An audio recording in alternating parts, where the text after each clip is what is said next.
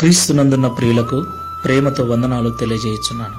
ఈరోజు దేవుడు మనకు చేస్తున్న వాగ్దానం ఏమిటనగా యెషయా గ్రంథము 48వ అధ్యాయం 17వ వచనం. నీకు ప్రయోజనము కలుగునట్లు నీ దేవుడనైన యెహోవానగు నేనే నీకు ఉపదేశము చేయుదును, నీవు నడవవలసిన త్రోవను నిన్ను నడిపించుదును. ఆమేన్. నా ప్రియమైన సహోదరి సహోదరులారా, ఈ లోకంలో జీవిస్తున్న మనమందరం కూడా కుటుంబాలుగా జీవిస్తున్నాం. కుటుంబ పోషణ కొరకు ప్రతిదినం ఉదయం లేచింది మొదలు రాత్రి పడుకునేంత వరకు వ్యాపారం నిమిత్తము కావచ్చు, ఉద్యోగం నిమిత్తము కావచ్చు, వ్యవసాయం నిమిత్తము కావచ్చు, జీవనోపాధి నిమిత్తము కావచ్చు, అనేక ఆలోచనలు కలిగి అనేక మార్గాల గుండా ప్రతిదినం మనం ప్రయాణం చేస్తున్నాం. ప్రియులారా, అనుకున్నది అనుకున్నట్లుగా జరిగితే ఎంత సంతోషమో కదా. అయితే మనం ఎన్ని ప్రయత్నాలు చేసినా, ఎన్ని ఆలోచనలు చేసినా, ఎంత ప్రయాసపడినా ఏమీ మిగలటం లేదు. మనం అనుకున్నది అనుకున్నట్లుగా జరగటం లేదు. మన కష్టానికి తగిన ఫలితాన్ని కూడా మనం పొందుకోలేకపోతున్నాం. అవును ప్రియులారా, ఎంతో మంది సహోదరి సహోదరులు నాకు ఫోన్ చేస్తుంటారు. అన్నయ్య, రాత్రినక పగలనక కష్టపడుతున్నాం కానీ ఏమాత్రం ప్రయోజనం లేదన్నయ్య.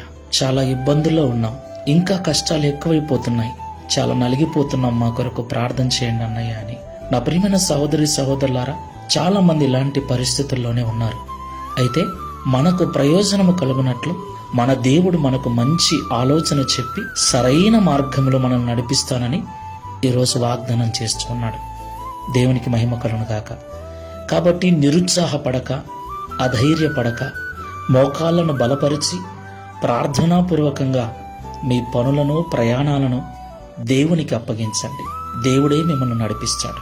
మీ సొంత జ్ఞానమును, మీ సొంత ఆలోచనను, మీ సొంత తెలివితేటలను పక్కన పెట్టి దేవుని సహాయం కొరకు ప్రార్థించండి.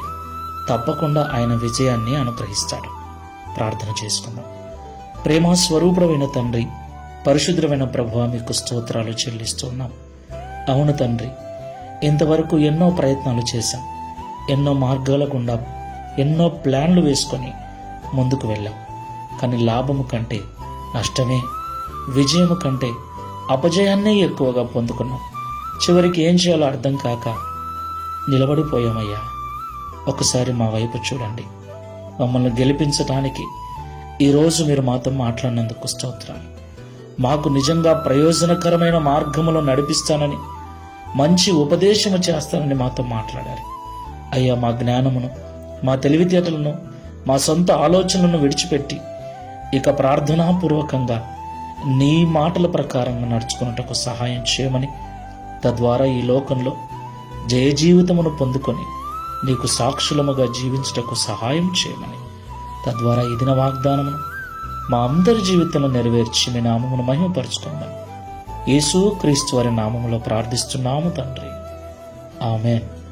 Praise the Lord. God bless you.